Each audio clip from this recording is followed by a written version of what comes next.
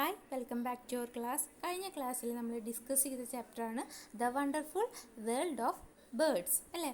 അപ്പോൾ ആ ചാപ്റ്ററിൽ നമ്മൾ മെയിനായിട്ട് ചില ബേർഡ്സിനെ പരിചയപ്പെട്ടു. അതുപോലെ തന്നെ ബേർഡ്സ് എന്തിനാണ് നെസ്റ്റ് ബിൽഡ് ചെയ്യുന്നത്, നെസ്റ്റ് ബിൽഡ് ചെയ്യാത്ത ചില ബേർഡ്സ് ഉണ്ട്. അതുപോലെ തന്നെ ബേർഡ്സിനുള്ള ചില ഫിസിക്കൽ ഫീച്ചേഴ്സ്, അവർക്ക് പ്രേനെ ക്യാച്ച് ചെയ്യാൻ, ഇരയെ ക്യാച്ച് ചെയ്യാൻ വേണ്ടിയിട്ട് അവർക്ക് അവരുടെ ബോഡിയിലുള്ള ചില ഫിസിക്കൽ പെക്യുലാരിറ്റീസ് ഉണ്ട്. അതെന്തൊക്കെയാണെന്ന് നമ്മൾ ജസ്റ്റ് ഒന്ന് ഡിസ്കസ് ചെയ്തു അല്ലേ. അപ്പോൾ അതിൻ്റെ കണ്ടിന്യൂഷനായിട്ട് നമുക്ക് ഇന്ന് ബാക്കി ഭാഗം തുടരാം. Okay. Have you seen the eagle snatch away chicks and other creators? എന്താണ് പരുന്ത് കോഴിക്കുഞ്ഞുങ്ങളിനെ അതുപോലെ തന്നെ മറ്റുള്ള ക്രിയേറ്റേഴ്സിനെയൊക്കെ എന്താണ് റാഞ്ചിക്കൊണ്ട് പോകുന്നത് നിങ്ങൾ കണ്ടിട്ടുണ്ടോ എന്നാണ് ചോദിക്കുന്നത്. കണ്ടിട്ടുണ്ടോ? ഉണ്ടല്ലേ, തീർച്ചയായും കണ്ടിട്ടുണ്ടാവും. അതുപോലെ തന്നെ പല കഥകളിലും കേട്ടിട്ടുണ്ടാവും അല്ലേ. Then what are the peculiarities of the eagle? How do these peculiarities enable the eagle to catch prey? എന്താണ് ഈഗിളിൻ്റെ എന്തൊക്കെ പെക്യുലാരിറ്റീസ് ആണ് ഇങ്ങനെ ഇരയെ ക്യാച്ച് ചെയ്യാൻ, പ്രേനെ ക്യാച്ച് ചെയ്യാൻ സഹായിക്കുന്നത് അല്ലെങ്കിൽ ഹെൽപ്പ് ചെയ്യുന്നത്? ഇതാ അവിടെ ഈഗിളിൻ്റെ പിക്ചർ കൊടുത്തിരിക്കുന്നു, ഒന്ന് ശ്രദ്ധിച്ച് നോക്കി എല്ലാവരും. എന്തൊക്കെ പെക്യുലാരിറ്റീസ് ആണ് ഈഗിളിനുള്ളത്? Yes, it has a strong, sharp and hooked beak which help to tear the flesh of prey. എന്താണ് അതിനെ ഷാർപ്പായിട്ടുള്ള ഹുക്കഡ് ആയിട്ടുള്ള അങ്ങനെ വളഞ്ഞിരിക്കുന്ന ഒരു ബീക്ക്, കൊക്കുണ്ട്. അതെന്തിനെ ഹെൽപ്പ് ചെയ്യുന്നു? പ്രേനെ നമ്മൾ പിടിക്കുന്ന ഇരയെ അതിൻ്റെ ആ ഫ്ലഷ് മാംസത്തിനെ ടിയർ ചെയ്യാൻ, വലിച്ചു കീറാൻ സഹായിക്കുന്നു. അതുപോലെ തന്നെ ഇറ്റ്സ് ലെഗ്സ് വെരി സ്ട്രോങ്, അതിൻ്റെ കാലുകൾ വളരെ സ്ട്രോങ് ആണ് അല്ലേ. പിന്നെ എന്തൊക്കെ പെക്യുലാരിറ്റീസ് ഉണ്ട്? Yes, it has sharp curved claws, they help to hold the prey. അവരുടെ കാലുകളിൽ എന്താണ് ചെറിയതല്ല, അങ്ങനെ വളഞ്ഞിട്ടുള്ള കർവായിട്ടുള്ള നല്ല ഷാർപ്പായിട്ടുള്ള ക്ലോസ് ഉണ്ട് അല്ലേ. അങ്ങനെ വിരലുകൾ പോലത്തെ സംഭവമുണ്ട്. അപ്പോൾ അതെന്താണ് അതിനെ ഇരയെ ക്യാച്ച് ചെയ്യാൻ, ഹോൾഡ് ചെയ്യാൻ, പിടിച്ച് നിർത്താൻ സഹായിക്കുന്നു. അതുപോലെ തന്നെ അവർക്ക് നല്ല ഐസൈറ്റാണ്, ഷാർപ്പ് ഐസൈറ്റാണ്. എത്ര ദൂരത്ത് എന്ന് ഉദ്ദേശിക്കുന്നത് എത്ര ഹൈറ്റിലായാലും പറക്കുന്നതാണെങ്കിലും താഴെ എന്തെങ്കിലും അവരുടെ ഇരയെ കണ്ടാൽ അവർക്ക് പെട്ടെന്ന് തിരിച്ചറിയാനും അതുപോലെ തന്നെ ക്യാച്ച് ചെയ്യാനും സാധിക്കുമെന്നാണ് പറയുന്നത്. ഇനി അടുത്തതായിട്ട് observe the pictures and match the beaks and the legs. ഈ പിക്ചേഴ്സ് ഒബ്സർവ് ചെയ്തിട്ട് നമ്മളോട് മാച്ച് ചെയ്യാനാണ് പറഞ്ഞിരിക്കുന്നത്. അതായത് ഒരു ബേർഡ്സിൻ്റെ ഹെഡ് പോർഷനും കൊടുത്തിട്ടുണ്ടാവും. ഹെഡ് പോർഷൻ പറഞ്ഞാൽ ബീക്കുള്ള പോർഷൻ, ആ ബീക്കും കൊടുത്തിട്ടുണ്ടാവും, അതിൻ്റെ ലെഗ്സും കൊടുത്തിട്ടുണ്ടാവും. അത് മാച്ച് ചെയ്യാനാണ് പറഞ്ഞിരിക്കുന്നത്. അതിൽ ഫസ്റ്റ് വൺ എന്താണ്, ഒരു ഡക്കിൻ്റെ ബീക്കാണ് കൊടുത്തിരിക്കുന്നത്. അതിൻ്റെ കാലുകൾ, ലെഗ്സ് എങ്ങനെയായിരിക്കും? യെസ്, തേർഡ് വണ്ണാണ് അല്ലേ, അതിൻ്റെ ലെഗ്സിൻ്റെ കറക്റ്റ് ആയിട്ടുള്ള പിക്ചർ. ദെൻ സെക്കൻഡ് വൺ ഒരു ഈഗിളിൻ്റെ പിക്ചറാണ് കൊടുത്തിരിക്കുന്നത്. അതിൻ്റെ ബീക്ക് കുറച്ച് വളഞ്ഞിട്ടാണ് അല്ലേ. അതിൻ്റെ ലെഗ്സ് എങ്ങനെയായിരിക്കും? നമ്മളെല്ലാവരും കണ്ടിട്ടുള്ളതായിരിക്കും. ഇങ്ങനെയായിരിക്കും. യെസ്, ദ ഫസ്റ്റ് വൺ ഇങ്ങനെ ഷാർപ്പായിട്ട് കർവ്ഡ് വളഞ്ഞിട്ടായിരിക്കും അല്ലേ. ദെൻ തേർഡ് വൺ ഒരു ക്രെയിൻ, ഒരു കൊക്കിൻ്റെ പിക്ചറാണ് കൊടുത്തിരിക്കുന്നത്. അത് ഓൾറെഡി നമുക്കറിയാം അതിൻ്റെ ലെഗ്സ് എങ്ങനെയാണ്, കുറച്ച് ഹൈറ്റിൽ വളരെ തിന്നായിട്ട് അല്ലേ. സെക്കൻഡ് പിക്ചറാണ്, അപ്പോൾ അതിലേക്ക് നമുക്ക് മാച്ച് ചെയ്യാം. Next, birds and the environment. You have learned the diversity in the world of birds, and birds add beauty to our surroundings. They are also useful in many ways. Let's look at them.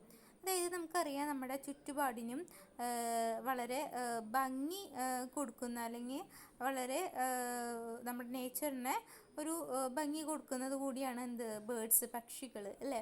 അതുകൂടാതെ തന്നെ അവർക്ക് അവയെ കൊണ്ട് നമുക്ക് പല ഉപയോഗങ്ങളുണ്ട്. അതെന്തൊക്കെയാണെന്ന് നമുക്ക് നോക്കാം. First one, preying birds like owl eagle prevent the increase of rats. എന്താണ് പിടിയന്മാരായ ചില പക്ഷികളുണ്ട്, ഓൾ, മൂങ്ങയും പരുന്തൊക്കെ അല്ലേ. അതെന്തിനു സഹായിക്കുന്നു?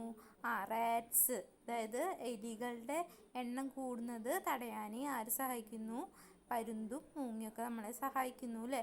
അത് പ്രേയിങ് ബേർഡ്സ് ആണ് അല്ലേ, ഇര പിടിക്കണ ബേർഡ്സ് ആണ്. പിന്നെ ഹെൽപ്പ് ഇൻ സീഡ് ഡിസ്പേഴ്സൽ. എന്താണ്? സീഡ് ഡിസ്പേഴ്സലിന് സഹായിക്കുന്നു, അതായത് വിത്ത് ഡിസ്പേഴ്സ് ചെയ്യാൻ സഹായിക്കുന്നു. സീഡ് ഡിസ്പേഴ്സൽ എന്ന് പറഞ്ഞാൽ വിത്ത് പല സ്ഥലങ്ങളിലേക്ക് വിതരണം ചെയ്യാമെന്ന് ഉദ്ദേശിക്കുന്നത് പല സ്ഥലങ്ങളിലേക്കും എത്തിയിട്ട് അവിടെ സീഡ് ജെർമിനേറ്റ് ചെയ്യാനും സഹായിക്കും. അതാണ് seed dispersal. Then next control pests. കീടങ്ങളെ നിയന്ത്രിക്കാൻ ആര് സഹായിക്കും? ചില ബേർഡ്സ് സഹായിക്കും. പിന്നെ എന്തൊക്കെ യൂസസ് ആണ് ബേർഡ്സിനെ കൊണ്ട് നമുക്കുള്ളത്? Yes, the birds like the crows clean our surroundings. നമ്മുടെ കാക്കയൊക്കെ എന്താണ് നമ്മുടെ പരിസരം വൃത്തിയാക്കാൻ സഹായിക്കുമെന്ന് നമുക്കറിയാവുന്നതാണ് അല്ലേ. And dear students, the number of birds that are beneficial to the environment is decreasing.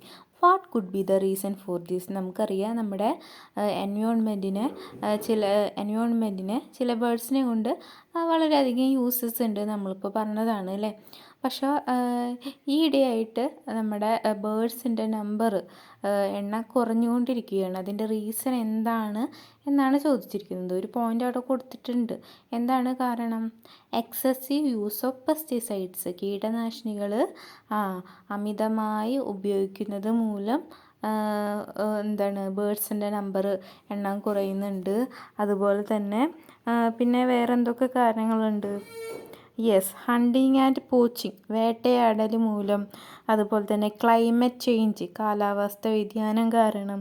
അതുപോലെ തന്നെ പൊല്യൂഷൻ, മലിനീകരണം, ഡീഫോറസ്റ്റേഷൻ, വനനശീകരണം. ഇതൊക്കെ എന്താണ് നമ്മുടെ നേച്ചറിലുള്ള ബേർഡ്സിൻ്റെ നമ്പർ കുറയുന്നതിൻ്റെ കാരണമാണ്, എണ്ണം കുറയുന്നതിനുള്ള കാരണമാണ്. ദെൻ നെക്സ്റ്റ് പേജിൻ്റെ റൈറ്റ് സൈഡിലായിട്ട് ഒരു ബോക്സ് കൊടുത്തിട്ടുണ്ട്. ഒരു എക്സ്റ്റെൻഡഡ് റീഡിംഗ് ആണ്, നമുക്കതൊന്ന് നോക്കാം. Isn't it our duty to protect birds? എന്താണ്, പക്ഷികളെ സംരക്ഷിക്കുന്നത് നമ്മുടെ ഡ്യൂട്ടി അല്ലേ എന്നാണ് ചോദിച്ചിരിക്കുന്നത്. തീർച്ചയായും അല്ലേ.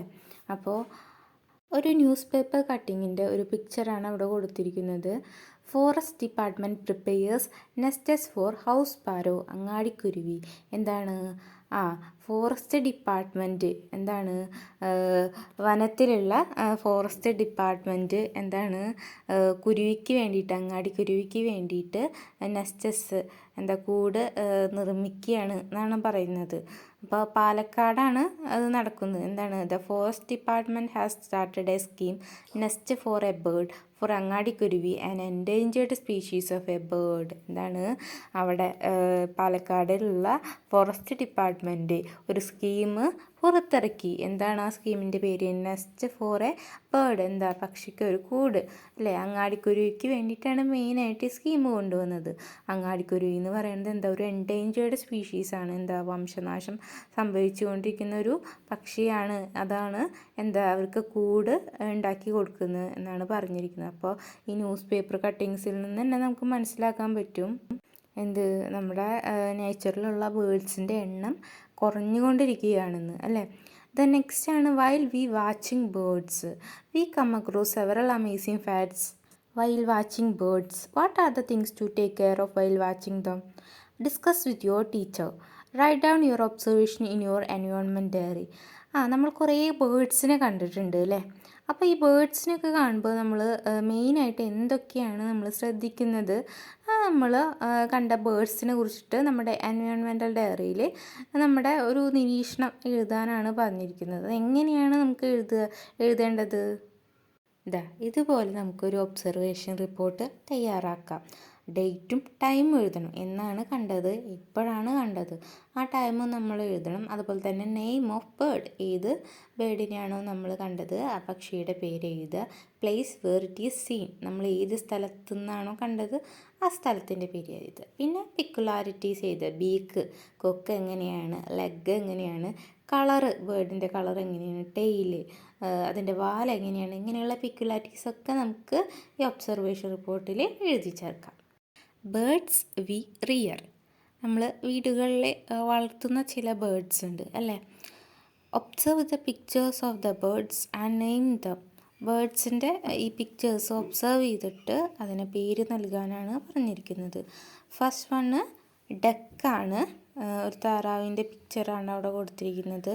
ദെൻ സെക്കൻഡ് വണ്ണ് കോക്ക്, ഒരു കോഴിയാണ്. Then third one love birds. Then fourth one Polish chicken. Polish chicken എന്നാണ് ആ ബേർഡിൻ്റെ പേര്. ദെൻ താഴത്തായിട്ട് കൊടുത്തിരിക്കുന്ന ഫസ്റ്റ് പിക്ചറിൽ ടർക്കി കോഴിയാണത്. ദെൻ ഒരു പീജിയൻ, ദെൻ നെക്സ്റ്റ് എന്താണ് ഒരു ഗൂസിൻ്റെ പിക്ചറാണ് കൊടുത്തിരിക്കുന്നത്. അത് ഡക്കിനാട്ടിയും കുറച്ച് സൈസ് കൂടിയ ഒരു ഇനാണ് അത്. ഡക്ക് എന്ന് പറഞ്ഞാൽ ഗൂസിനാട്ടിയും കുറച്ച് സൈസ് കുറവായിരിക്കും അങ്ങനെ. നെക്സ്റ്റ് ലാസ്റ്റ് വണ്ണാണ് ഗിനിയ ഫൗൾ. അതെല്ലാവരും കണ്ടിട്ടുണ്ടാവും അല്ലേ. Then why do we rear birds in our homes? നമ്മുടെ വീടുകളിൽ എന്തിനാണ് പക്ഷികളെ വളർത്തുന്നത്? ഫോർ ഫാൻസി, അലങ്കാരത്തിന് വേണ്ടിയിട്ട്. പിന്നെ ഫോർ എഗ്സ്, നമുക്ക് എഗ്സ് മുട്ട കിട്ടുന്നതിന് വേണ്ടിയിട്ട്. അതുപോലെ തന്നെ ഫോർ ഫ്ലഷ്, മാംസത്തിന് വേണ്ടിയിട്ട്. അതുപോലെ തന്നെ ഫോർ ഇൻകം, എന്താണ് ഒരു വരുമാനത്തിന് വേണ്ടിയിട്ട് നമ്മൾ വളർത്താറുണ്ട്. പിന്നെ എന്തിനൊക്കെ വേണ്ടിയിട്ട് നമ്മൾ ബേർഡ്സിനെ വളർത്താറ്? യെസ്, ഫെർട്ടിലൈസറിന് വേണ്ടിയിട്ട്. ഫെർട്ടിലൈസർ എന്ന് പറഞ്ഞാൽ വളം അല്ലേ. അപ്പോൾ ഈ ബേർഡ്സിൻ്റെയൊക്കെ അവശിഷ്ടങ്ങൾ നമ്മൾ പല ഇതിന് വേണ്ടിയിട്ട് നമ്മൾ ഫെർട്ടിലൈസർ വളമായിട്ട് യൂസ് ചെയ്യാറുണ്ട്. അപ്പോൾ നമ്മുടെ ഈ ചാപ്റ്ററിൽ ഇത്രയാണ് നമുക്ക് പഠിക്കാനുള്ളത്. So let's stop here. By.